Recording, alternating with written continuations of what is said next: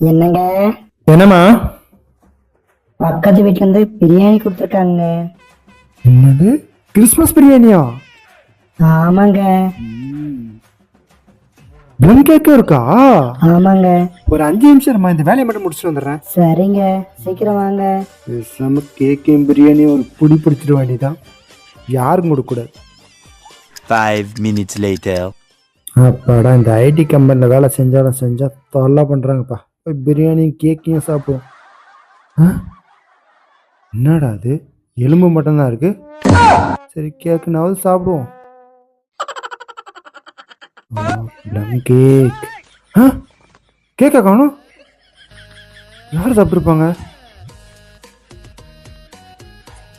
போனீங்களா? என்ன பண்றீங்க? கேக் சாப்பிடுறோம். எனக்கு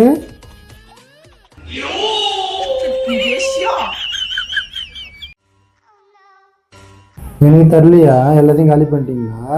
ஆமா, காலி பண்ணிட்டோம். பிரியாணி யார் சாப்பிட்டது?